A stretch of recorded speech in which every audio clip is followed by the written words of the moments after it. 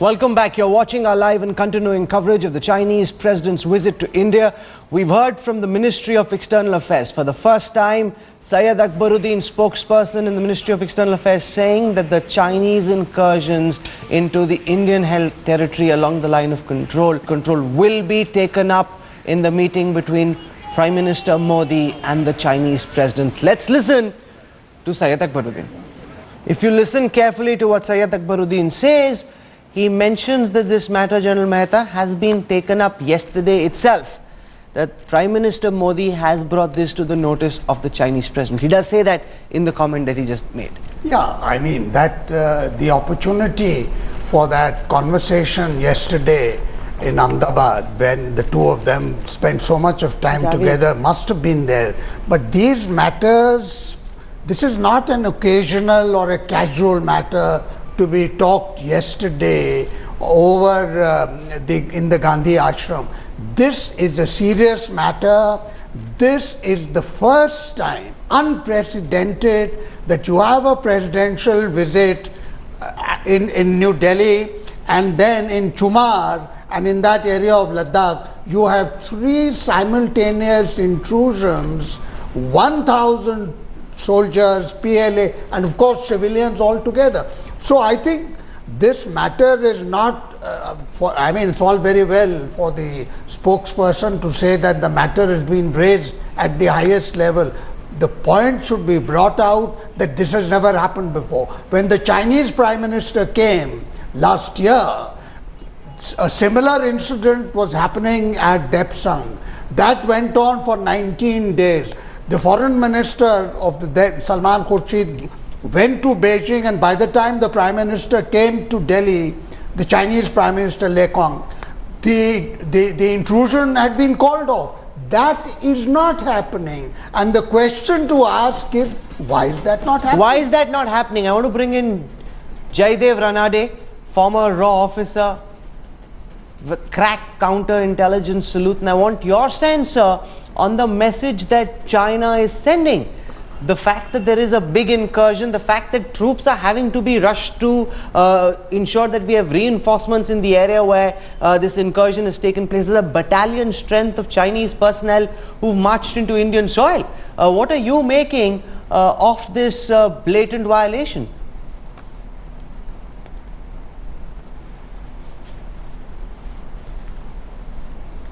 Give me a moment as I try and fix that audio line with Jaidev Ranade. I want to go across till then to Sushant Sareen and get him to comment on what we just heard from Syed Akbaruddin and the fact that that incursion still continues. If China were really serious about trying to walk the extra distance, they could have asked their troops to back off, saying this will spoil the optics. Let's not be in an eyeball-to-eyeball confrontation at this time.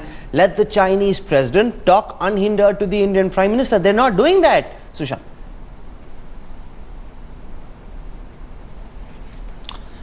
You know, I think we need to not see this whole thing in just black and white. I think there are large shades of grey. I would agree with Jyoti to the point where she says that perhaps this is some kind of a probe to see that with all the grandstanding which had been done during the election campaign and even earlier, will these guys walk the talk? Now, what the Foreign Office spokesman has said, I think that was, you cannot imagine that the two heads of state will be meeting with each other and not talking about that big elephant in the room, which is the border dispute and the strategic mistrust which exists between the two countries. That problem has to be sorted out if this relationship has to move to the next level. You know, all this nonsense about $100 billion of investment, I don't know where this figure has come from. I think it's over the top, it's unrealistic. And even if the Chinese were going to invest $100 billion, we should say no, because we don't have that absorptive capacity to get that kind of money in. No, but Sushant, that's not answering my question. My question was this. Why is it that the Chinese president is not getting the PLA to back off? And why is it that the eyeball-to-eyeball confrontation involving more than 1,000 Chinese soldiers still continuing at a time when the Chinese president is here trying to mend fences with India?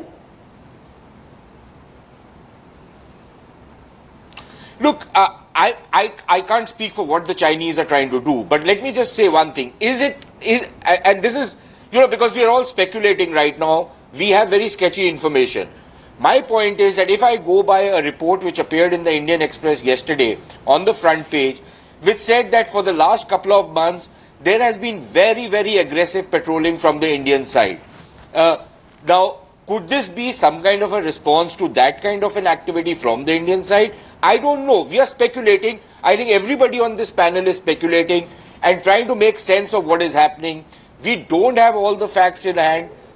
So this is all we can do. The other side, the other way of looking at this whole thing is that very often, and this perhaps Mr. Ranade will be able to shed more light, what we do is that we make a song and dance about what we claim to be our area, and when the Chinese come in, which the Chinese claim to be their area. We never talk about when we go into areas which the Chinese claim to be their own. The fact that the Chinese don't make a song and dance about it could be because they want to play it down. It could be because they don't want to have that kind of an embarrassment by playing it up.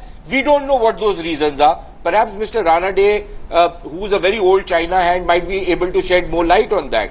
But to imagine as though, we are some kind of turkeys and the Chinese are coming in for some kind of a turkey shoot and we are just taking it lying down, I think that's kind of a misplaced notion which we have been nurturing for quite some time. Is there been a big change in Things are attitudes not in the as strategic bad community or as well? bleak These were as exactly we are the making same it out to be. incursions which were taking place when the UPA was in power and everybody was working themselves up into a froth, and now suddenly it doesn't matter, it's just happened, the optics must continue, China doesn't play up such incursions by the Indian side. Those incursions were happening even when Manmohan Singh was in power.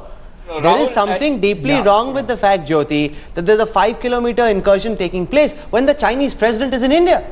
I think, first of all, Rahul, listen, India is not a small country, and I don't see why we have to be so insecure about the fact that the Chinese president is in town, and therefore, by your own argument, you believe that the Chinese president is thumbing his nose up at Prime Minister Narendra Modi. I don't agree with that argument at all, let me say. I think that there is some sort of messaging. I think there is some sort of testing. We are not very sure, and have not been for the last several years, about the relationship between the General Secretary of the Communist Party of China, in this case also President Xi Jinping, and the PLA. Let's assume that they are the same monster. Now, having said that, can we then argue that let Narendra Modi, who is our Prime Minister, let him tell President Xi that we have a border problem. We've had a border problem not only since 1962, but since 1954, when India and China signed a trade agreement. Would you like to go back even further? The Chinese would say, yes, let's go back to 1914, 100 years ago in Shimla. Now, I think these contested claims on the border, or the line of actual control, or the McMahon line, whatever you want to call it, these claims have been there for a very long time, and the only answer is that India and China have to have a political resolution of the boundary. I think President Xi, who wants to improve China's relationship with India, understands. He's not an unintelligent man. He understands where this is coming from. I think he gets the fact that Modi made such a big deal of his visit to the Sabarmati ashram and to Gujarat yesterday. I think Modi really went out of the way to welcome President Xi. And if you look at the big elephant in the room, which is America, 2 weeks from now, 10 days from now, Modi is going to be shaking hands with Barack Obama in Washington, D.C. What does the Chinese president make of that? So I think we have a couple of cards up our sleeve, and I don't see why you have to be so insecure about the fact that the Chinese, a handful of troops, okay, maybe a little bit more than a handful of troops have walked 5 kilometers into These are live images from Indian Rajghat territory. now of the Chinese president at Mahatma Gandhi's Samadhi. He's accompanied by his wife, and Ashok Mehta has some interesting insights. She's a PLA general, also a singer, and she burst into an impromptu rendition of Awara Hoon yesterday.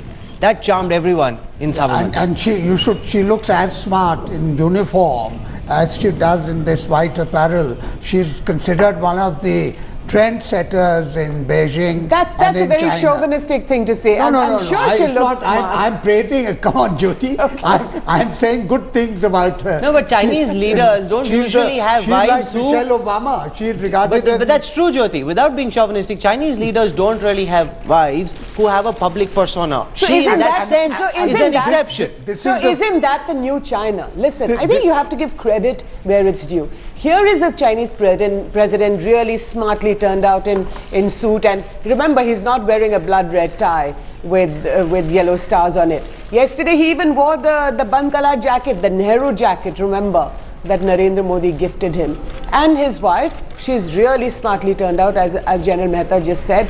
She is a PLA general, she's a singer, and the Chinese president has no inhibitions at all about making sure that the world knows about that. I think she's more than a partner to him. Rahul, to your earlier question, that why is this happening? The big question is that why was this face-off not defused? Because this has been going on for the last 7 to 10 days. It's not something that happened yesterday.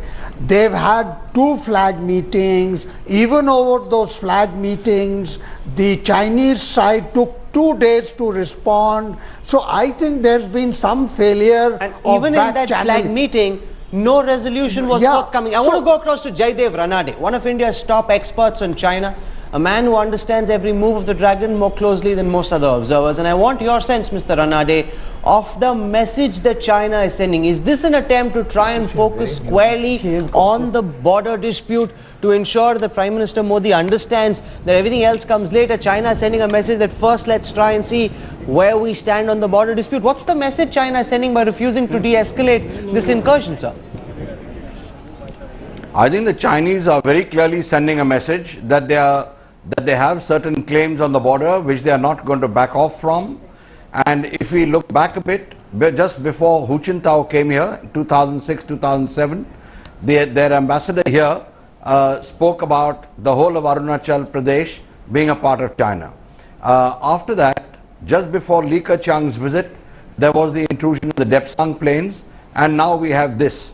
I heard one of the panelists expressing some doubt about the control that Xi Jinping exercises on the PLA. Well, there is no indication at all that the control is lax. He has a very tight grip on the PLA. Not only that, as if to reinforce that, he started an anti-corruption exercise in the PLA last November, which has already claimed 5 generals. So his grip on the PLA is unquestioned, and I think as far as all indications are, directions come right from the top as to the actions to be taken on the border.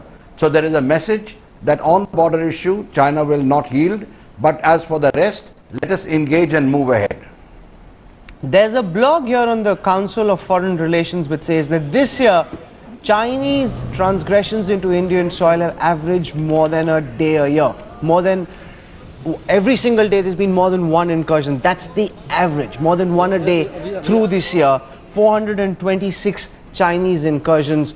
2012, that was the high. We're told that this year that record will be broken. How then should Prime Minister Modi approach the discussion, Jaidev Ranade, that he will have soon with the Chinese president? Because you've got this whole sense of bonhomie that's being created, but at the same time you actually want to first ensure that the border situation stabilizes and that this bomb is diffused. Well, I'm sure that he will raise the issue today, and he will probably raise it quite firmly. There have already been a few indications of that. One was at his swearing-in ceremony, and followed up by the trips to Nepal and Bhutan, very outlined areas of strategic interest. The second was the Prime Minister's, the President's visit to Vietnam. The third was the Foreign Minister's reference to, if you want us to recognize one China, then you have to recognize one India. So I think the indications are very clear, and they do point to the fact that these issues will be raised. And let's hope that the Chinese understand Okay. that there are limits going to be placed on progress in the relationship unless this is sorted out.